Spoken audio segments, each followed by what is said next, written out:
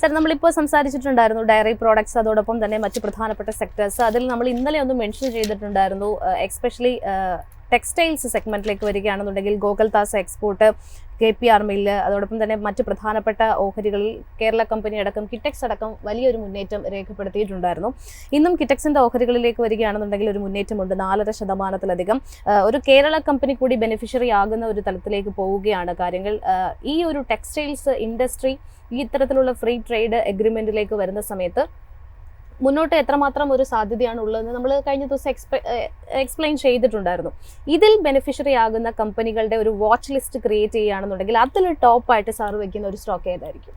ഈ ടെക്സ്റ്റൈൽസിൽ ശരിക്കും പറഞ്ഞ ഒരു ലാർജസ്റ്റ് എക്സ്പോർട്ടർ എന്ന് പറയുന്നത് ഓഫ് കോഴ്സ് കിറ്റക്സ് ഉണ്ട്, ഇതൊക്കെ ഉണ്ട്. നമുക്ക് ഒരുപാട് കമ്പനികൾ KPR മിൽസ് ഒക്കെ ഉണ്ടെങ്കിലും അതിനകത്തൊരു ഇമ്പോർട്ടൻറ്റ് കമ്പനിയായിട്ട് വരുന്നത് ഗോകുൽദാസ് എക്സ്പോർട്സ്. ഈ ഗോകുൽദാസ് എക്സ്പോർട്സിന്റെ കപ്പാസിറ്റി, അവരുടെ ആ ഒരു എക്സ്പാൻഷൻ പ്ലാൻ, ഇതെല്ലാം വെച്ചിട്ട് ഗോകുൽദാസ് എക്സ്പോർട്സ് ആണ് മിക്കവാറും അതിനകത്തൊരു സ്പോട്ട് ലൈറ്റിലേക്ക് നമുക്ക് കൊണ്ടുവരാൻ പറ്റുന്ന ഒരു കമ്പനി. അതേപോലെ വെൽസ്പൺ ലിവിങ്ങിന്റെ സ്പേസസ് എന്ന് പറഞ്ഞ പ്രോഡക്റ്റും ഒക്കെ ഉണ്ട്.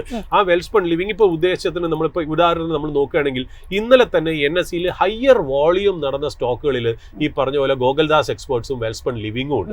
നല്ല രീതിയിൽ സ്റ്റോക്ക് അപ്രീഷിയേറ്റ് ചെയ്തത് മാത്രമല്ല അഭൂതപൂർവ്വമായിട്ടുള്ള ഒരു വോളിയം ബമ്പപ്പും ആ സ്റ്റോക്കുകളിൽ ഉണ്ടായിരുന്നതാണ്. But of course that doesn't mean that കിറ്റക്സും അല്ലെങ്കിൽ ഈ പറഞ്ഞ പോലെ KPR മിൽസും അംബിക കോട്ടണും അല്ലെങ്കിൽ വർദ്ധമാൻ ടെക്സ്റ്റൈൽസും ഒന്നും മോശമാണെന്നുള്ളതല്ല. ഇതൊക്കെ അതിനകത്തുണ്ടെങ്കിലും അതിനകത്തൊരു എന്താ പറയുക ഒരു മൈറ്റുള്ള കമ്പനി. ഇപ്പോൾ ഓയിൽ ആൻഡ് ഗ്യാസിൽ മൈറ്റുള്ളത് റിലയൻസ് ആണ്, അല്ലെങ്കിൽ പോർട്ട് സെക്ടറിൽ മൈറ്റുള്ളത് അഡാനി പോർട്ടാണ്, അല്ലെങ്കിൽ പെയിന്റ്സിന്റെ ഇടയിൽ രാജാവായ ഏഷ്യൻ പെയിന്റ്സ് ആണെന്ന് പറയും പോലെ ടെക്സ്റ്റൈൽ കമ്പനികളിൽ നമുക്ക് ഞാൻ പറയുന്നത് ഈ ഇതല്ല, ടെക്സ്റ്റൈൽ റീറ്റെയിലിംഗ് അല്ല. റീറ്റെയിലിൽ ആദിത്യ ബിർള ഫാഷനും അരവിന്ദ് ഫാഷനും ഒക്കെ ഉണ്ട്.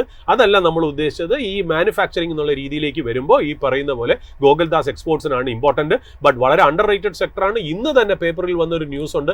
അതായത് ഇപ്പോൾ വരാൻ പോകുന്ന പല ഈവൻസിനും ഫ്ലോർ മാറ്റ് നമ്മുടെ ആലപ്പുഴയിൽ നിന്നാണ് പോയിരിക്കുന്നത് എന്നുള്ളതാണ് നമുക്കിപ്പോൾ കിട്ടുന്ന ഒരു ഇൻഫർമേഷൻ എന്ന് പറഞ്ഞാൽ. ഇന്ന് ബിസിനസ് സ്റ്റാൻഡേർഡ് ഫ്രണ്ട് പേജിൽ അത് കവർ ചെയ്തിട്ടുണ്ട്. പല ബിസിനസ് പത്രങ്ങളിൽ, എനിക്കൊന്നും ബിസിനസ് സ്റ്റാൻഡേർഡ് അല്ല, എനിക്കൊന്നും എക്കണോമിക് ടൈംസ് അത് കവർ ചെയ്തിട്ടുണ്ട്. ബിസിനസ് സ്റ്റാൻഡേർഡിൽ ഉണ്ടോ എന്ന് എനിക്കറിയില്ല, അത് വായിക്കാനുള്ള ഭാഗ്യം എനിക്ക് കിട്ടിയില്ല. ഇന്നത്തെ ദിവസം കുറച്ച് കാര്യങ്ങളായിട്ട് ബിസി ആയത് കാരണം എക്കണോമിക് ടൈംസിൽ ഞാനത് കണ്ടതാണ്. അപ്പോൾ അതൊരു വളരെ ഇമ്പോർട്ടൻറ്റ് ന്യൂസ് ആയിട്ട് വരികയാണെന്നുള്ളതാണ്. അപ്പോൾ ശരിക്കും പറഞ്ഞാൽ കേരളത്തിനും പാർട്ടിസിപ്പേറ്റ് ചെയ്യാൻ പറ്റുന്ന ഒരു ഇൻഡസ്ട്രിയാണ് എസ്പെഷ്യലി കൊയർ എന്നുള്ള ആ ഒരു സബ്ജക്റ്റിലേക്ക് വരുമ്പോൾ അത് എങ്ങനെത്തോളം ഗവൺമെന്റ് അതിനെ പ്രോത്സാഹിപ്പിച്ച് അതിൽ നിന്ന് നല്ല നല്ല രീതിയിലേക്കുള്ള പ്രോഡക്ട്സ് ഒക്കെ വരാനും അങ്ങനെയുള്ള കമ്പനികൾ ഒരു SME ഭാഗത്ത് ഇന്ത്യൻ എന്താ പറയുക സ്റ്റോക്ക് മാർക്കറ്റിൽ SME ലിസ്റ്റിംഗും ഒക്കെ വന്ന് നല്ല പൈസയൊക്കെ സ്വരൂപിച്ച് അത് എക്സ്പാൻഡ് ചെയ്ത് മുന്നോട്ട് പോകാനുള്ള എല്ലാ ഫെസിലിറ്റേഷനും കൂടി ചെയ്തു കൊടുക്കണമെന്നും കൂടി നമ്മൾ പറയും.